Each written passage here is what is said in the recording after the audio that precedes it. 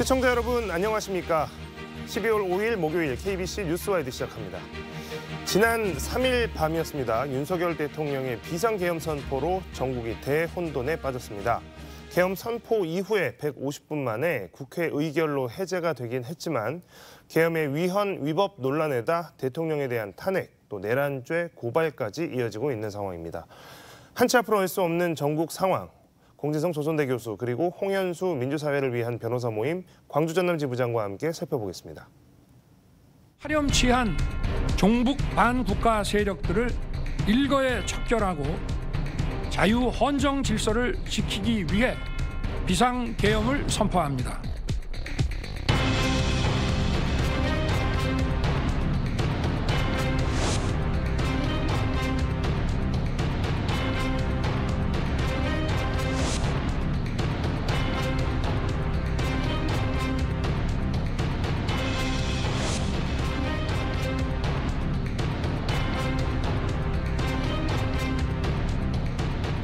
윤석열 대통령에 대한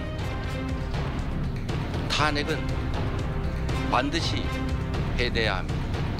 누군가의 이익을 위해서가 아니라 누군가의 행위에 대한 합당한 제재를 위해서가 아니라 우리 모두를 위해서 반드시 필요한 일입니다. 이번 탄핵은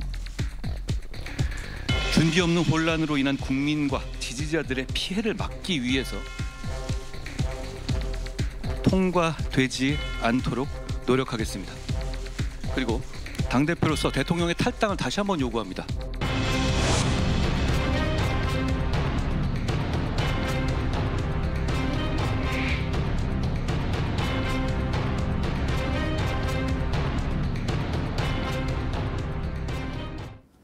네, 두 분 안녕하십니까? 예, 안녕하십니까? 이제 만 이틀이 다 되어가는 상황입니다. 2024년에 대한민국에서 일어난 비상계엄령 두 분 어떻게 보셨을지 좀 궁금한데 교수님 어떻게 보셨고 또 어떤 생각 드셨는지 궁금합니다. 예, 다른 모든 국민들과 마찬가지로 뭐 당황스러웠고 또 황당했고 그러면서 동시에 이런 상황 자체가 굉장히 참담하게 느껴졌고 지금도 이제 사실 온전히 사태가 이해되지는 않습니다. 많은 국민들도 그렇게 느끼실 텐데 어떻게든 이해해보려 노력하지만 쉽지 않은 것이 또 사실입니다. 앞으로 좀 속 시원하게 정보가 밝혀졌으면 좋겠는데 과연 가능할지도 모르겠네요. 변호사님께서는 어떻게 보셨습니까? 예, 저도 마찬가지로 처음에는 당혹감을 느꼈고요. 그다음에 분노와 두려움 속에서 지켜봤습니다. 제가 지금 5.18 위자료 청구 소송을 몇 건 진행했는데요. 그 소송 진행하면서 유공자들과 그 가족들이 느꼈던 어떤 정신적, 육체적 그런 그런 손해, 그다음에 트라우마, 공포감 이런 것들 조금이나마 알게 됐거든요. 그래서 그날로 다시 돌아가는 것은 아닌가 하는 그런 두려움 속에서 지켜봤던 것 같습니다. 네. 자, 사실 이 계엄령에 대한 논란은 민주당에서 약 3개월 전쯤에 처음 제기가 됐었습니다. 김민석 수석 최고위원이 그때 이야기를 했었고 당시에는 이제 망상이 아니냐, 뭐 너무 나간 거 아니냐 이런 비판들이 굉장히 많았습니다. 그런데 지금 이제 현실이 됐고 또 뜬금없는 윤 대통령의 계엄령에 대해서는 이해하기 어렵다라는 평이 당연히 많습니다. 그래서 무슨 배경에서 정말 이렇게 전격적으로 계엄령을 내렸을까에 대해서 여러 분석들이 있는데 어떤 지적들이 좀 가장 타당하다고 보시나요? 저는 이제 이 망상이라고 하는 것이 오히려 윤석열 대통령에게 오히려 해당되는 표현이 아닌가 이런 생각이 드는데요. 그러니까 일단 구조적으로 여소야대에서 이제 대통령직을 이제 처음 시작을 했죠. 그리고 오랫동안 이제 이 국면이 구도가 바뀌지 않았습니다. 그리고 올해 총선을 통해서도 오히려 의석 차이가 이제 벌어질 정도로 여러모로 이제 뭐 할 수 있는 것이 별로 없는 그런 구조적 상황에서 서로 상대를 비토하는 비토크라시 상태가 이제 지속이 됐습니다. 보통의 합리적인 정치인이라면 타협을 추구하고 뭔가를 좀 내주면서라도 양보하면서 이제 얻을 거 얻는 그런 정상적인 정치를 했을 텐데 그동안 보여준 윤석열 대통령의 정치는 계속해서 자기도 뻗대면서 이제 거부를 일삼는 방식으로 대립을 해왔습니다. 그 과정에서 이제 본인이 풀리지 않는 그것 때문에 여러 가지 뭐 탄핵 소추라든지 여러 가지 이제 법안이라든지 이런 것들 특허법이라든지 이런 것들이 누적되어 왔었죠. 그런데 이제 이런 계기적 요소가 그런 이제 윤석열 대통령이 스스로 다른 아주 한 줌의 사람들과 함께 빠져 있는 그 망상 속에서 뭐 좀 전에 이제 그 담화문에서 내용으로 나오듯이 무슨 종북 세력이라든지 무슨 반국가 세력이라든지 이제 온갖 그런 세력에 맞서서 자신이 맞서 싸우는 것처럼 이렇게 완전 황당한 이런 꿈을 꾼 것이 아닌가. 그래서 저는 이 포고령 내용이 굉장히 의미심장하게 느껴졌는데요. 본인의 일장 동몽 한겨울밤의 꿈속에서 사라져줬으면 하는 것들을 나열하고 있습니다. 정치인들 좀 없어졌으면 좋겠고, 비판 언론들 없어졌으면 좋겠고, 노조 없어졌으면 좋겠고, 마지막으로 의사들 짜증난다, 처단하고 싶다. 이런 자신의 이런 억눌렸던 욕구들을 한껏 표출한 정말 망상 속에서 6시간의 해프닝 에피소드 이런 소란이 아니었나 이런 생각이 듭니다.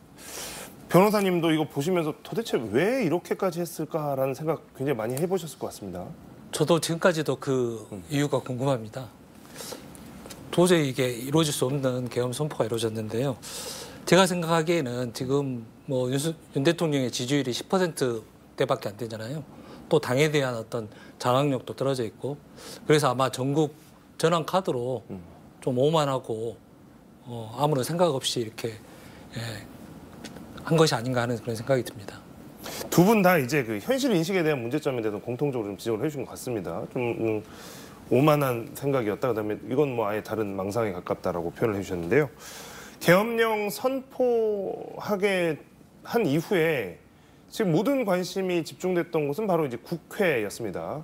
그리고 이제 중앙선거관리위원회는 뒤늦게 또 거기에도 지금 군 병력이 간 것으로 뒤늦게 알려졌는데, 국회 또 선관위 이 두 곳이 갖는 의미 어떻게 해석을 해야 될까요? 그러니까 국회는 일단 계엄 해제를 저지하기 위한 뭐 1차적인 목표라고 생각을 하는데, 가장 이해가 안 되는 것이 이제 선관위입니다. 그러니까 도대체 중앙선관위라는 것이 헌법기관이어서 뭔가 그걸 장악하면 뭘 얻을 수 있지? 그러니까 최대한 합리적으로 설명할 수 있는 것은 뭔가 국회를 해산하고 다시 한번 선거를 치르려고 했던 것일까? 근데 도대체 그런다고 해서 윤석열 대통령이 원하는 형태로 의회를 구성하는 것이 가능할까? 그러니까 아무튼 합리적으로 납득하기 굉장히 어려운 모습들이었습니다. 변호사님, 선관위 간 거는 어떻게 보셨습니까? 국회는 뭐 국회고. 글쎄요, 저는 이제 지금 윤 대통령이 지금 보여주기 식이라고 이렇게 말을 하고 있잖아요.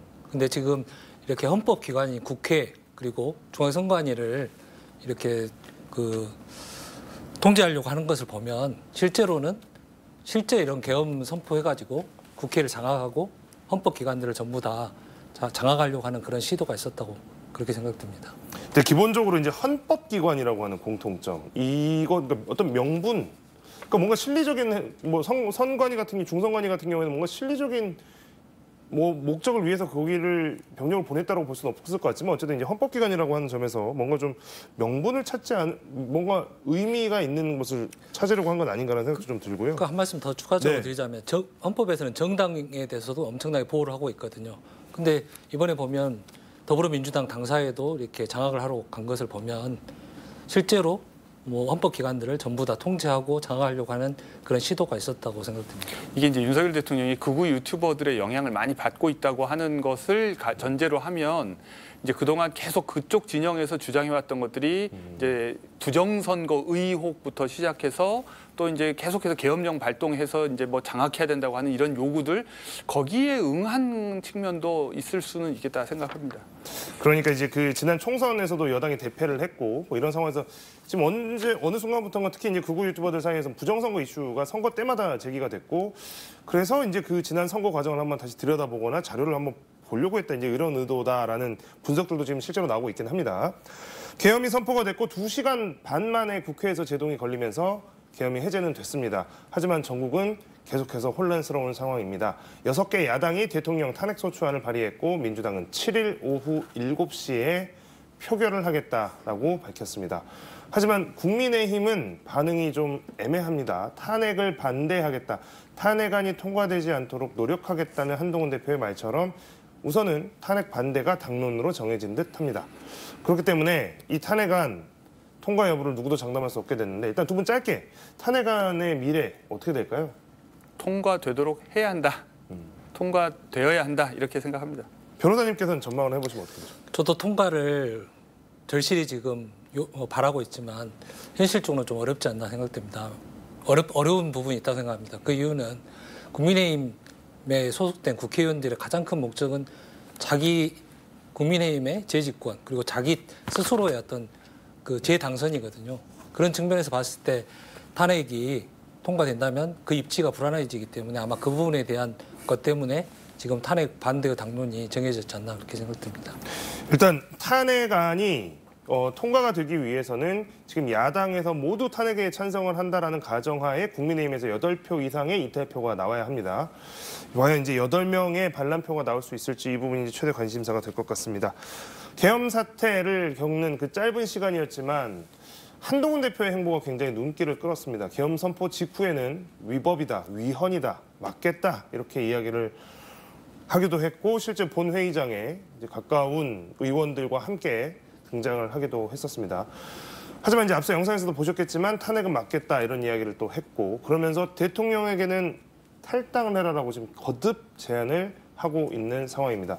이번 계엄 사태에 대해서 대통령의 내란죄 논란까지 논란까지 나오고 있는 상황인데 여당 또 한동훈 대표 이 태도 어떻게 해석을 해야 되겠습니까? 일단 모순이죠. 위헌적 계엄이라고 하면서 그런 위헌적 행위를 한 대통령을 그대로 두겠다고 하는 것이니까요. 그런 의미에서 일단은 모순인데 이 모순적 행위를 하면서도 어쩔 수 없이 그냥 버티는 이유는 이제 한동훈 대표 이제 당내 이제 입지도 있지만 더 나아가서 국민의힘 지지자들이 공유하고 있는 지금 인식이 있는 것 같습니다. 그것은 뭐냐면 이재명 대표는 정말 파렴치한 범죄자인데 633 이른바 이제 1심에서 6개월, 2심 3개월, 3개월 하면 조만간 5개월 후면 결판이 나는데 그것을 막기 위해서 지금 민주당이 탄핵을 앞당겼고 심지어 유발했고 뭐 기타 등등 이제 이런 식의 생각 속에서 그렇게 해서 정권을 이재명 대표에게 갖다 바칠 수는 없다. 이제 이 계산이 국민 전체나 국가 신인도나 여러 가지 공익에 대한 판단보다 지금 앞서고 있는 것 같습니다. 그 굉장히 못마땅하지만 이걸 어떻게 이제 돌려야 될지 이제 잘 고민해봐야 될 것 같습니다. 네, 자, 긴박했던 계엄 상황이 해제된 뒤에 이번 사태에 대한 점검이 하나씩 이루어지고 있습니다. 오늘 국회 각 상임위에서 비상계엄과 관련한 긴급 현안 질의가 이어졌고 그 계엄에 참여했던 군 수뇌부를 비롯해서 여러 명이 참석을 했습니다. 특히 국방위원회에 당연히 관심이 집중될 수밖에 없었는데요. 계엄의 핵심 인물이었던 김영현 국방부 장관이 오늘 아침에 사표가 수리가 됐습니다. 출석을 할 이유가 없어졌고 실제로 이제 출석도 하지 않았습니다. 대신 국방부 차관과 계엄사령관인 박한수 육군참모총장이 계엄사령관이었던 출석을 했는데요. 국방부 차관은 나는 반대했다라고 이야기를 했고 계엄사령관이었던 박 참모총장은 지휘권이 없었다. 그래서 국회에 군 들어간 것도 나는 몰라 내가 지시한 게 아니다. 이제 이런 식의 답변들이 나와서 좀 많은 국민들이 오늘 하루 굉장히 황당한 이야기들 많이 들으셨을 것 같습니다. 계엄 선포부터 계엄군의 국회 진입까지 모두 몰랐다, 지시하지 않았다. 뭐 이런 내용들이 쭉 오늘 현안질에서 계속 나왔습니다. 가능한 일입니까, 교수님? 뭐 일단 지금까지 나온 말만을 그대로 이제 믿는다면 김용현 국방장관이 대통령의 지시에 따라서 아주 소규모의 부대만을 이용해서 국회를 장악하려고 했던 아주 뭐랄까요 컴팩트한 스마트한 이제 작전이었다는 생각이 듭니다. 그렇기 때문에 사실상 나머지는 그냥 꼭두가시로 세워뒀고 본인이 직접 통제할 수 있는 사람들하고만 이제 일을 추진했던 것이 아닌가 그런 생각이 들고요. 뭐 그런 의미에서 이제 결국 핵심 인물 두 사람 이제 윤석열 대통령과 김용현 전 국방부 장관 이 두 사람의 정확한 이제 공모 사실 관계 이것들을 이제 밝히는 것이 중요한데. 뭐 어떻게 다른 방법으로 증언을 들을 방법은 쉽지 않아 보입니다. 네. 자, 이번 계엄 선포 관련해서 위헌이다, 또 내란죄, 반란죄 뭐 적용해야 된다 이런 논란이 지금 커지고 있는데 변호사님 민변에서도 지금 이 문제 계엄 당시 즉각 헌법 소원을 청구를 했습니다. 또 윤 대통령의 비상계엄 선포가 헌법 위배라는 그런 것이죠. 그 부분에 대해서 설명 부탁드리겠습니다. 저희 지부에서도 성명서를 발표했는데요. 아마 보도라든가 토론이 많이 나와서 아마 국민 여러분들도 많이 알 것 같아서 아마 핵심적인 부분만 짚어보겠습니다. 지금 뭐 절차적 요건과 실체적 요건을 따질 수 있는데요. 절차적으로는 국무회의 심의를 거쳐야 됩니다. 근데 국무회의 심의를 거쳤는지 여부가 아직까지도 불분명합니다. 그리고 명백하게 드러난 것은 국회에 대한 통고가 되지 않았다는 거고요. 또 개헌법에서는 국회가 폐회 중이라면 이런 걸 알리기 위해서 국회에 소집을 요구해야 된다고 되고 있습니다. 그런데 윤 대통령이 어떻게 했습니까? 국회를 장악하고 국회가 열리지 못하도록 방해를 했지 않습니까? 그래서 아무튼 이런 절차적 요건에 하자가 있고요. 더 중요한 것은 이제 실체적 요건인데요. 아마 국민 여러분 다 아실 겁니다. 계엄의 요건이 전시, 사변, 기타 이에 준하는 국가 비상사태를 말하는 건데요. 지금 뭐 전시 상황이라든지 또는 무슨 큰 재난이 있었던 거 그런 게 아니지 않습니까? 그래서 아마 이렇게 절차적 하자와 실체적 하자가 중대하기 때문에 이 비상계엄 선포는 명백한 위법한 그런 행위라고 판단됩니다.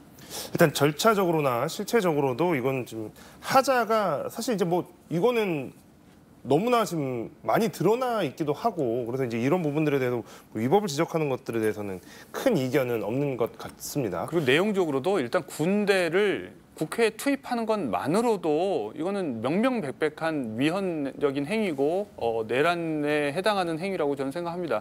왜냐하면 어떤 법에도 국회에 대한 통제 권한이 계엄사령관에게 없습니다. 그러니까 이건 그냥 그 사실 하나만으로 충분한 것 같습니다. 네. 자, 뭐 민변뿐만이 아닙니다. 학계 또 법조계에서는 대통령의 내란죄 처벌 가능성을 이야기하는 목소리가 굉장히 높습니다. 야당에서는 내란죄와 함께 군 형법상의 반란죄 혐의로 지금 고발도 한 상황인데요.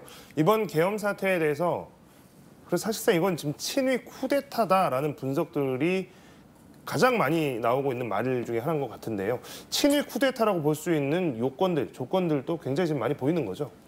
뭐 충분히 그렇게 저는 볼 수 있다고 생각합니다. 그러니까 정권을 장악하고 있는 이 세력이 자기 정권의 연장을 위해서 일종의 이제 군대를 이용한 국가 장악 시도라고 이제 본다면 지금 이제 국정을 장악하지 못하는 이유가 야당 때문이고 또는 의회 때문임을 늘 강변해 왔었고 그런 의미에서 이제 야당과 의회를 무력화함으로써 정권 장악을 하려고 하는 의도를 평소에도 드러내 왔었는데 그걸 실행에 옮긴 거죠. 네.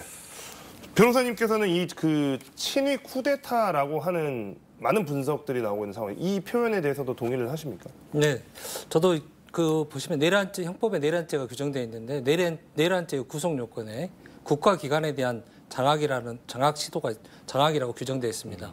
지금 우리 앞에서도 계속 이야기했지만 국회와 중앙선거관리위원회는 국가기관이거든요. 또 정당도 마찬가지, 정당도 헌법에서 보호하고 있고요. 이런 기관들을 장악하려고 하는 시도는 당연히 이건 국정문란 행위이고 내란죄의 구성 요건에도 충분히 포섭된다고 생각합니다.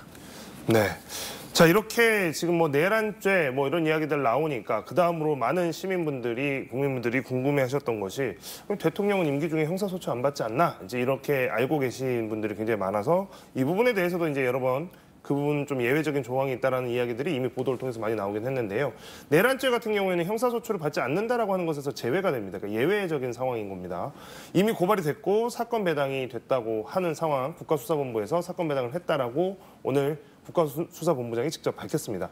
그럼에도 불구하고 시민들은 여전히 의심의 눈초리를 거두지 못하고 있는데 과연 지금까지 이 윤석열 정권 안에서 경찰과 검찰이 그동안 보여줬던 걸 봤을 때 이거 수사기관이 실제로 움직일 수 있을까라고 하는 의심이 여전한 것 같습니다. 이 가능성에 대해서는 어떻게 평가하십니까? 저는 이제 12월 3일 저녁을 기점으로 해서 그 전과는 완전히 다른 상황이 전개되고 있다. 그러니까 너무나 본인이 대통령 자격이 없음을 명명백백하게 보인 상황에서 이제 국가 공무원들도 쉽게 협조하기 어려울 겁니다. 그러니까 아주 소수의 사람들이 한때 충성했지만 이제 그 충성을 계속 국무위원들과 비서실 관계자들도 지금 사의를 표명할 정도로 함께 묻어서 죽고 싶지 않아 하는 사람들이 지금 넘쳐나는 거죠. 검찰도 이제 예전처럼 통제 안 될 겁니다. 그리고 이제 가장 중요한 서울중앙지검장도 지금 탄핵된 상태고 이렇게 되면 과거에 묻고 넘어가려고 했던 사건을 다시 수사하는 것도 가능할 거고 지금 국가수사본부의 경우에는 굳이 눈치 보면서 수사를 안 할 이유도 없죠.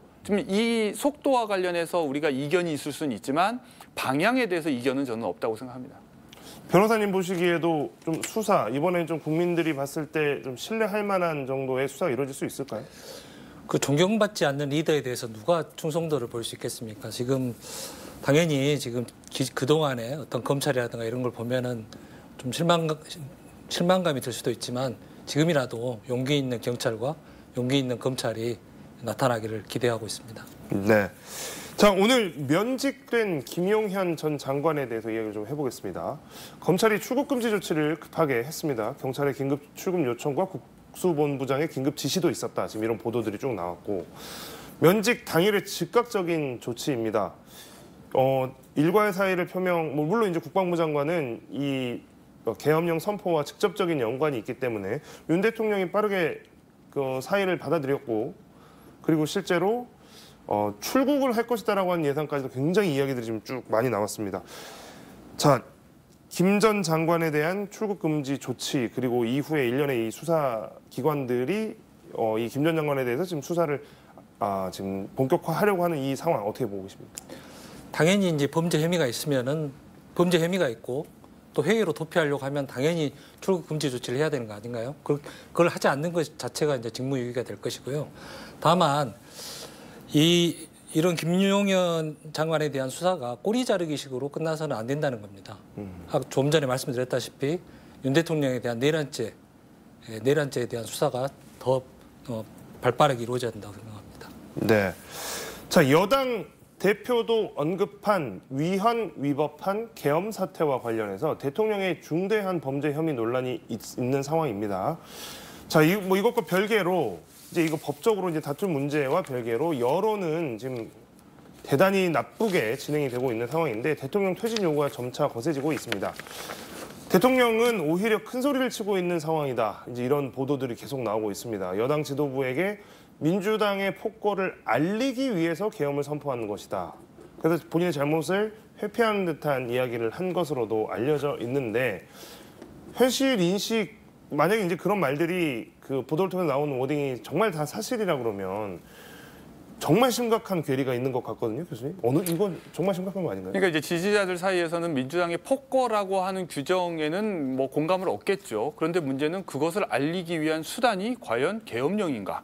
그것에 동의할 수 있는 사람이 얼마나 될까? 저는 정말 한 줌 함께 유튜브를 시청하시는 그 시청자들과는 혹시 공감할지 모르지만 그 외에 다수의 국민들이 공감할 수 없다. 여론조사 결과도 지금 나오고 있지만 압도적인 숫자가 지금 이건 명명백백하게 반헌법적인 행위이고 그리고 이것은 탄핵 사유가 된다고 지금 생각을 하고 있는데 본인들만 지금 이제 민주당 폭거를 알리기 위해서 이걸 선택했다. 근데 이 모든 범죄자들이나 테러리스트들도 자신들의 이런 부당한 수단 선택을 최후의 수단이라고 강변합니다.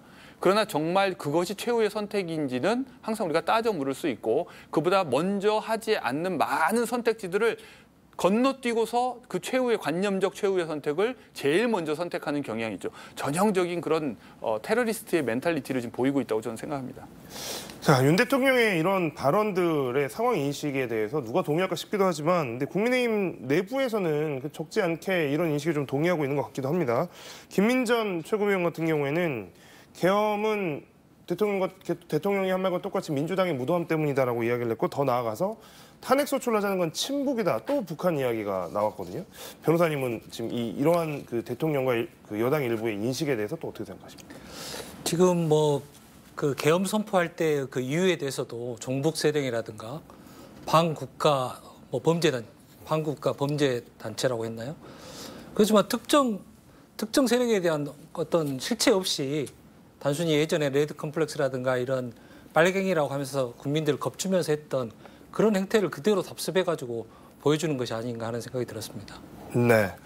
자, 윤 대통령의 시각이 좀 바뀌는 상황 인식이 좀 바뀌는데 이런 게 좀 도움이 될지 모르겠습니다만 미국 또 유럽 외신을 보면 반응이 대체적으로 같습니다. 미국, 영국 이런 해외 유력 언론들도 굉장히 날카롭게 비판을 하고 있습니다. 이번 그 계엄령 선포에 대해서 인세인이라는 표현, 그러니까 이거 미친 행위다라는 표현도 등장을 했고 완벽하게 틀렸다라는 이런 식의 표현들도 계속 외신에서 나오고 있는데 이제 이런 것들을 보다 보면 지금 내부적으로 고민하고 있겠습니다만 본인의 행위에 대해서 사과를 좀 해야 될 필요가 있지 않냐라는 이야기들이 나오는데 자리에서 내려오고 말고를 떠나서 일단 기본적으로 사과하는 것 정도는 가능하지 않을까라는 이야기도 있습니다. 이게 이제 반성하는 모습을 국민들은 보고 싶죠. 그러니까 정말 이것이 순간의 착각에 의한 어떤 해프닝이기를 바라는 마음이 국민들에게 있을 거라고 생각합니다. 근데 이제 지금 미국이나 영국과 같은 이른바 윤석열 대통령이 간절히 속하기를 원했던 이른바 자유주의 세계에서 가장 이제 리드하고 있는 그 국가의 반응이 황당하다는 거잖아요. 그러니까 이건 정말 이 모순을 우리가 어떻게 감내해야 될지 모르겠습니다. 그러니까 이 정도로 본인이 무슨 지금 이야기를 하고 있는지에 대한 객관적 인식이 지금 결핍되어 있다. 그러면서 본인은 계속 자유라고 하는 말을 무슨 전가의 보도처럼 휘두르고 자기가 무슨 자유세계를 지키는 엄청난 영웅이라도 되는 것처럼 지금까지 떠들어대고 러시아 우크라이나 전쟁에 대해서도 자기가 막 참전할 것처럼 막 떠들어댔는데 정작 그 자유세계의 핵심 국가인 영국과 미국에서는 이런 윤석열 대통령의 행동을 정말 황당하다고 이제 보는 거죠. 이 불확실성은 정말 어떤 방식으로도 지금 쉽게 해결하기가 어렵습니다. 네. 자, 국무위원 전원 대통령실 참모들 전부 사의를 표명했고 대통령은 탄핵 위기에 몰렸고 그래서 앞으로의 전국은 어떻게 흘러갈지 굉장히 궁금해 하시는 분들이 많을 것 같습니다. 변호사님 의견 좀 듣고 싶습니다. 지금 일단은 지금 현재는 한치 앞을 내다볼 수 없는 그런 전국인데요. 지금 현재는 일단 탄핵 소추가 됐고 7일 날 이제 탄핵에 대한 의결이 이루어집니다. 이때 그 김건희 여사에 대한 어떤 특검법도 같이 논의가 되는데요. 이걸 하면서 지켜보면서 만약 국민들의 의도와 다르게 국민들의 바람과 다른 어떤 종국이 나온다면 국민들이 일어서서 좀 국민이 무섭다라는 것을 분명히 이렇게 윤 대통령과 그를 따르는 추종자들에게 보여줘야 될 거라고 생각합니다. 네. 자, 오늘 이야기 계엄령 선포와 관련된 이야기는 여기까지 나누도록 하겠습니다. 공진성 교수님, 홍현수 변호사님 두 분 고맙습니다.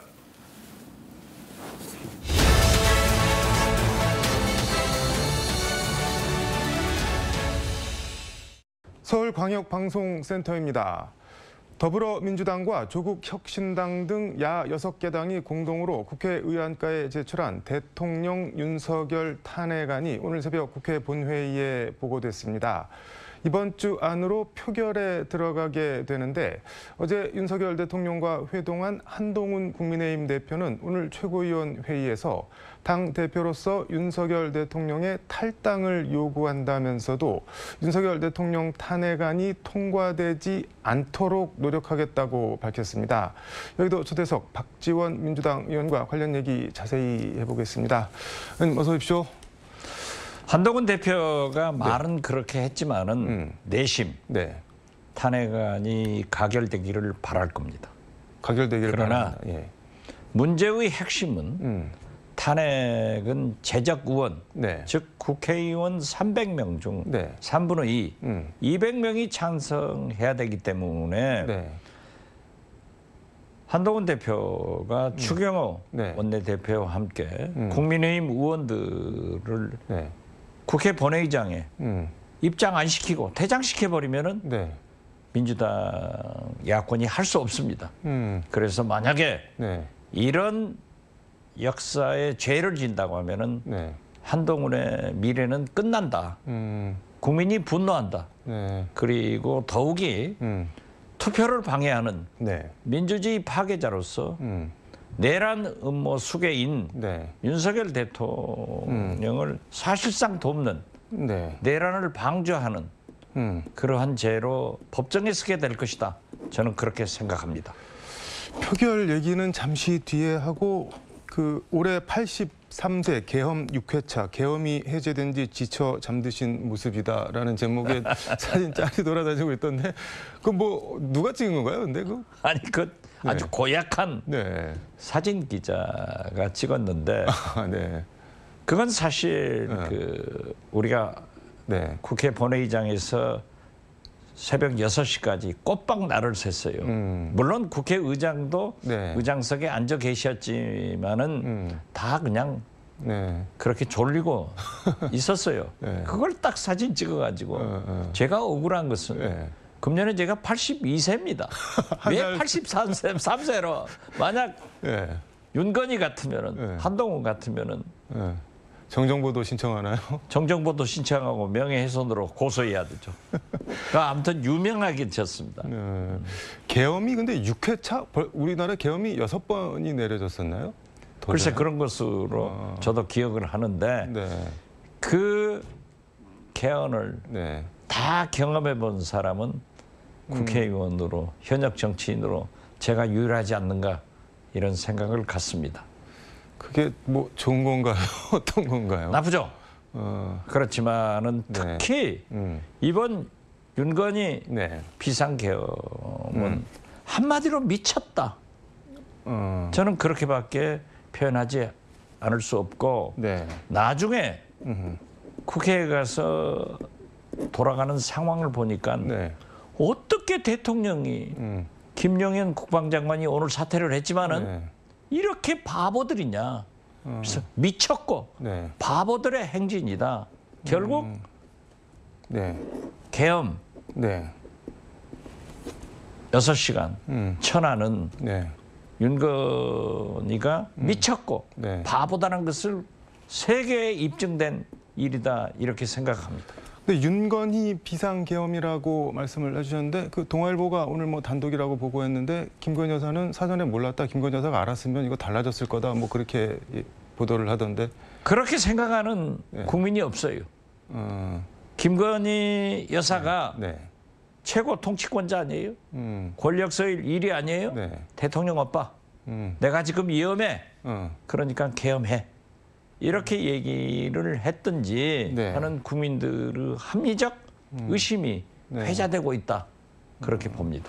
김건희 여사가 계엄해 뭐 그렇게 얘기를 했을 거라고 말씀하셨는데 시중에 김건희 여사가 윤석열 대통령한테 게임이나 해 그랬는데 가서 게임이나 해 그랬는데 그거를 가서 계엄이나 해 뭐 이렇게 알아듣고 계엄한 거 아니냐 뭐 그런 짤도 돌아다니던데. 그러니까 네. 대통령 내외가 네. 오죽하면은 영부인이 네. 게임이나 해.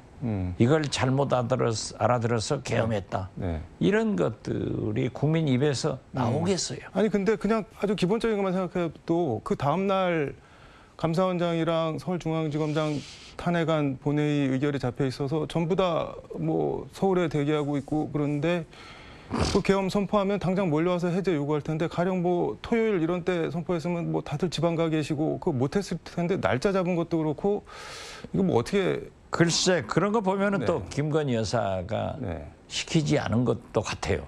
김건희 여사는 역술인들한테 물어가지고 태기를 할 건데 아, 네.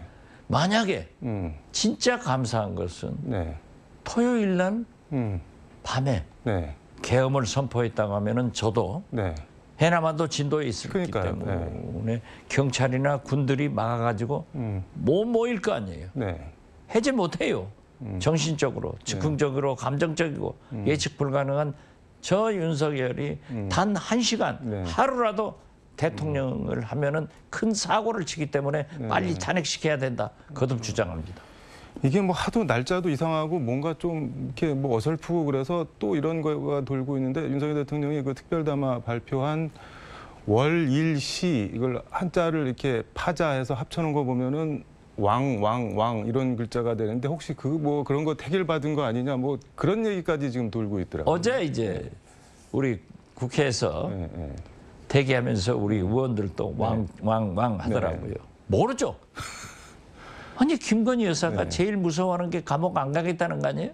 그러니까 역술인들한테 나 감옥 가냐 안 가냐 이런 거나 물고 있는 영부인. 네. 여기 손바닥에 왕자 써가지고 TV 토론 나와서 보이는 대통령. 이런 사람을 뽑은 우리 국민이 잘못이죠. 그렇지만 이게 말이 안 됩니다. 빨리 네. 하루라도 빨리 끌어내려야 된다. 저는 그렇게 주장합니다. 한동훈 대표 오늘 최고회의에서 이제 한 말을 좀 들어보면 당 대표로서 이번 탄핵은 준비 없는 혼란으로 인한 국민과 지지자들의 피해를 막기 위해 통과되지 않도록 노력하겠다. 뭐 이러면서도 대통령의 위헌적인 계엄을 옹호하려는 것이 절대 아니다. 대통령을 비롯해 위헌적 계엄으로 국민을 불안하게 하고 피해를 준 관련자들을 엄정하게 책임을 져야 된다. 근데 이게 말을 합쳐보면은 위헌적 계엄 선포지만 탄핵은 안 된다. 엄정하게 책임을 져야 하지만 탄핵은 안 된다. 이거 무슨 아닌가? 이거 아니 그러니까 네. 제가 얘기했잖아요. 한동훈이 간동훈 됐다. 그래서 제가 자꾸 얘기했지만은 역시 땡감으로 떨어져 버릴 것 같아요. 한동훈은 끝납니다. 만약 네. 저러한 태도를 보이면은 네. 그런다고 지금 윤건이 네. 한동훈 도와줄 것 같아요? 이미 손절했어요. 그래서 저는 윤건이는 간동훈을 버린다. 이렇게 거듭 말씀드립니다. 이게 근데 논리 구조만 놓고 보면은 뭐 비유가 좀 그렇긴 하지만 뭐 강간 미수지만 재판에 넘기면 안 된다, 처벌하면 안 된다 이거랑 똑같은 건데. 그렇죠. 그 이게 지금 뭐 한동훈의 윤석열화 뭐 그런 얘기들도 막 나오고 그러던데. 제가 그 얘기했잖아요. 예, 쌍둥이. 윤석열과 한동훈은 일란성 쌍둥이다. 형님 똑 닮은 거 아니에요? 똑같아요. 이게 검찰 네. 공화국이 또 국민이 바라겠어요? 근데 뭐 기본적으로 뭐 국민의힘이나 용산 인식은 그런 것 같은데 지금 대통령이 탄핵을 당해서 조기 대선 가면은 대선은 뭐 해보나 마나다, 뭐 죽 서서 이재명 주는 격이다. 그거 어떻게 보고 있냐. 그래서 뭐 욕을 좀 먹더라도 국민들한테 일단 버티고 보자 뭐 이런 거 같은데. 그러한 네. 정략적 사고를 어떻게 네. 대통령이 나라를 통치하겠다는 사람들이 갖습니까? 지금 다음 대통령이 누가 되느냐? 이것은 국민이 선택해요. 네. 그렇기 때문에 저는 네. 이러한 것 자체가 국민의힘이 네. 국민을 버리는 거고 한동훈도 국민과 역사를 버리는 일이기 때문에 저는 내란 방조로 네. 법정에 서게 될 것이다. 그렇게 봅니다.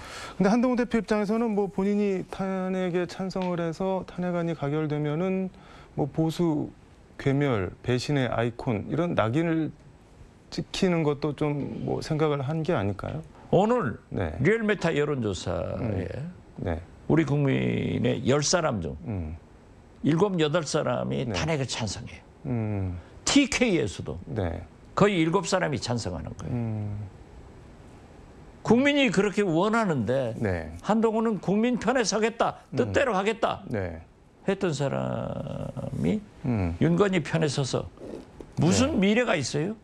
그러한 사고로 정치를 하면은 국민이 용서할까요? 역사가 용서할까요? 근데 뭐 이렇게 흘러가는 이면을 좀 보면은 이재명 대표 공직선거법 1심에서 징역 1년, 집행유예 2년, 뭐 피선거권 박탈령이 나왔는데 이게 뭐 6개월 정도 있으면은 확정 판결이 나니까는 그때까지만 어떻게든 버티자, 뭐 탄핵을 하더라도 뭐 그 다음에 하자, 뭐 이런 계산도 좀 하고 있는 거 아닐까요? 뭐 한동훈 대표 오늘 보면은 뭐 이번 탄핵은 준비가 안 됐다, 뭐 이렇게 얘기를 한 거는 다음 탄핵은 뭐 할 수도 있다, 뭐 이런 거 아니에요? 네. 그러한 것을 생각하지 마라. 어떻게 됐든 정신 이상한 네. 감정적인, 즉흥적인, 예측 불가능한 대통령을 단 1시간이라도, 네. 단 하루라도, 단 한 달이라도 대통령직에 있게 하면은 이 나라가 어떻게 되겠느냐? 정치적 뭐 유불리나 정략적인 판단을 할 게 아니라 지금 그러면 안 당장, 되죠. 지금 그럴 때예요. 판판, 선선. 재판은 재판이고 네. 선거는 선거고 탄탄, 네. 선선. 탄핵은 탄핵이고 네. 선거는 선거다. 계산하지 마라. 근데 뭐 한동훈 대표 스스로도 이번 계엄 선포가 위헌이라고 했는데 이게 지금 내란죄 수사는 뭐 대통령 재직 중 형사상 소추를 받지 않는다, 이거에 제외가 되는데 검찰이든 경찰이든 이거 수사를 할 수 있을까요? 그런데 모든 네. 헌법학자들, 법조계 인사들 네. 다 내란죄다 이렇게 하고 있습니다. 한두 사람은 뭐 태극기식, 부대식 사고로 뭐 아니다 이런 얘기를 하고 있지만 네. 그것은 엄연하게 내란죄이고 구태타입니다. 친위 군사 구태타예요. 네. 그렇기 때문에 계엄법에도 네. 국회는 들어올 수 없게 돼 있습니다. 네. 그런데 어제 헬리콥터를 통해서 참수부대 요원들이 국회 본회의장 유리창을 깨고 들어오는 그 모습이 국민 앞에 다 밝혀졌잖아요. 이게 내란이죠. 구태타죠. 그러면 반드시 네. 체포가 돼야 돼요. 그러니까 이것도 네. 특검으로 가야 된다. 명태균도 뭘 하겠어요? 어제 구속 기소되면서 네. 특검에서 받겠다.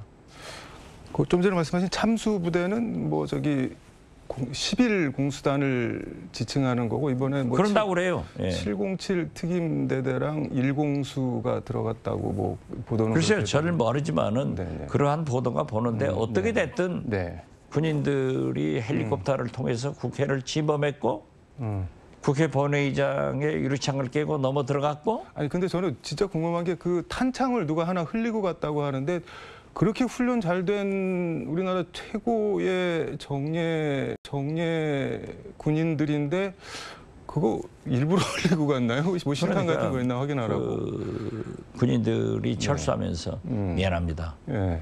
이 얘기가 나오잖아요. 그러니까 누구가 예. 그러니까 의도적으로 역사에 남기려고 그렇게 떨어뜨리고 간 것 아닌가 저는 그렇게 생각합니다. 알겠습니다. 시간이 다 돼서 오늘 말씀은 여기까지 듣도록 하겠습니다. 고맙습니다. 특히 말이죠. 네.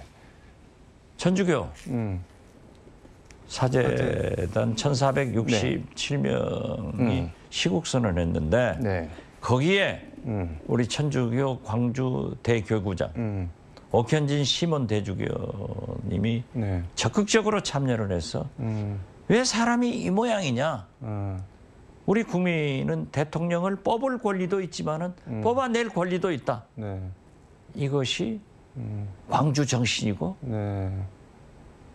이러한 물결이 전국에 파동치고 있기 때문에 저는 윤석열은 반드시 탄핵된다.